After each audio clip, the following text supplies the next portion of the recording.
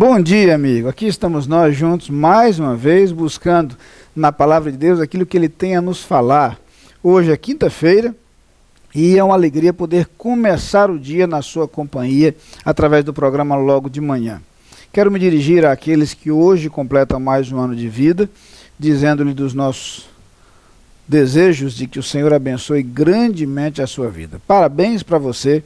E que Deus possa cuidar do seu caminhar, não apenas no dia de hoje, mas também no futuro que tem por vir.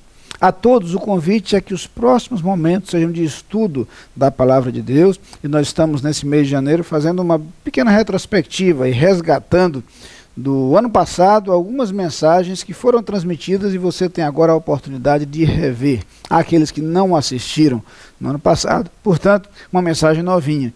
E poderemos então dessa forma ouvir aquilo que a Palavra de Deus tem a falar à nossa vida, no desejo de que o dia de hoje seja marcado pelas Escrituras. Na carta do apóstolo Paulo aos Romanos, no capítulo 5 e no versículo 8, nós lemos o seguinte: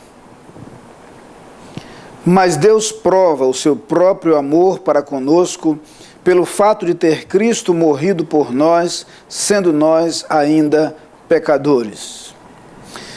É interessante o modo como o apóstolo Paulo vai apresentando alguns elementos fundamentais da doutrina da salvação nessa carta aos Romanos e principalmente nesse capítulo 5. Após começar o capítulo fazendo referência ao processo de justificação que acontece pela fé, e que nos proporciona paz com Deus, uma vez que somos reconciliados com Deus, ele agora começa a explicar mais minuciosamente o que foi feito para que isso fosse possível. E ele volta a sua atenção, volta então o seu foco para aquilo que Cristo fez por nós. Não dá para ler esse texto sem nos lembrar das próprias palavras de Jesus, que dizia a seus discípulos que ninguém tem maior amor do que esse, de dar a alguém a sua vida pelos seus amigos. E nesse momento que a gente se aproxima aí da celebração da Páscoa, eu queria convidá-lo a começar a refletir comigo sobre aquilo que Cristo fez por nós. A partir da consciência e da convicção de que a morte de Cristo não foi um acidente, não foi muito menos o fracasso do ministério e do projeto de Jesus. Pelo contrário, ele veio justamente para entregar a sua vida por nós.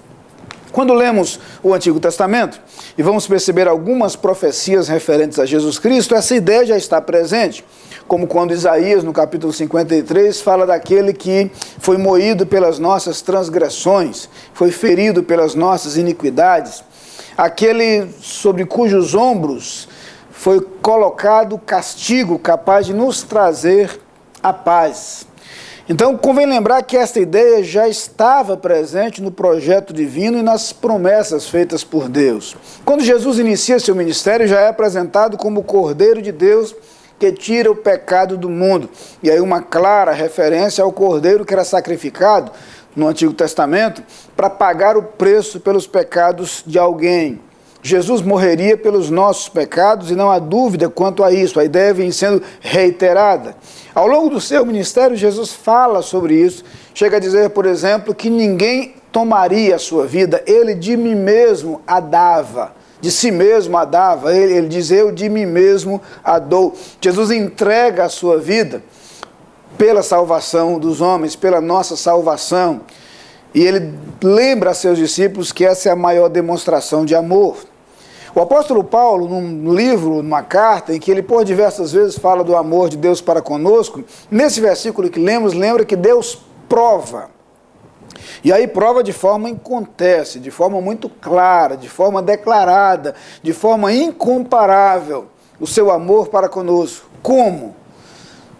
Cristo morreu por nós, sendo nós ainda pecadores. Dois detalhes fundamentais. Primeiro, Cristo morreu por nós, em nosso lugar. Segundo, nós não tínhamos nenhum mérito, nenhum merecimento, nada que nos tornasse dignos de receber o sacrifício de Cristo. Por isso ele diz, sendo nós ainda pecadores. Foi justamente por perceber a nossa necessidade, por constatar a nossa necessidade, que Jesus, o Filho de Deus, veio ao mundo. O gesto de Jesus Cristo na cruz se deveu não aos nossos merecimentos, mas às nossas necessidades. Foi um gesto puro de amor, um gesto pleno de misericórdia, de compaixão. Aquela misericórdia que, de acordo com o profeta Jeremias, no livro das Lamentações, se renovam a cada manhã, misericórdias que são novas a cada novo dia e que são, inclusive, a causa de não sermos consumidos.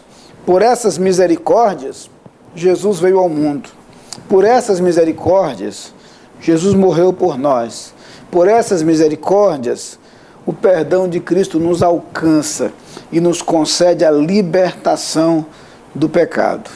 Quando Paulo nos lembra, então, que esta é a prova de amor que Deus nos dá, é para nos lembrar e quase para nos convencer do fato de que a salvação teve um preço muito alto, mas que esse preço já foi pago por Cristo na cruz. E hoje nós podemos ter acesso a esse benefício, a esta bênção que é a salvação, simplesmente crendo em Cristo Jesus.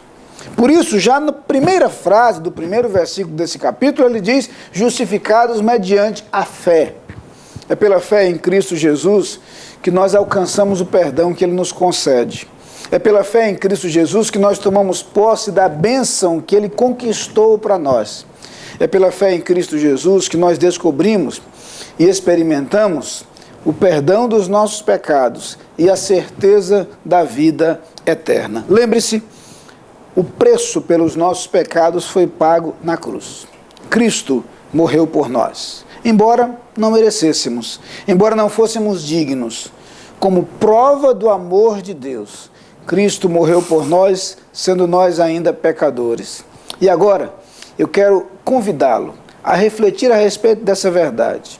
Quero convidá-lo a experimentar aquilo que o amor de Cristo e o seu perdão pode nos proporcionar, abrindo o seu coração para Ele. Vamos orar.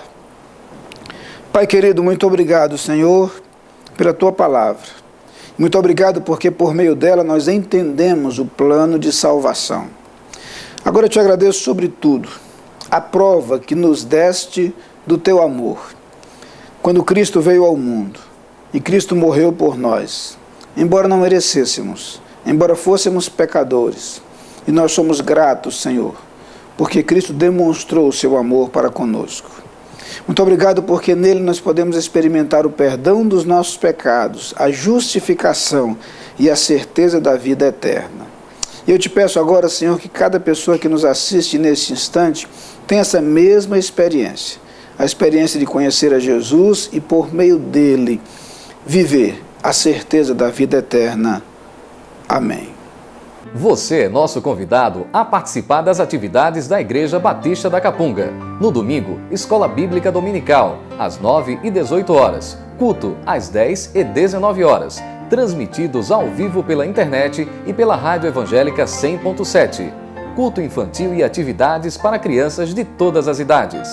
Todas as programações com interpretação para surdos. Igreja Batista da Capunga, Rua João Fernandes Vieira, 769, Parque Amorim, ao lado do Colégio Americano Batista. Fone 3092-6578. Visite o nosso site www.capunga.org.br.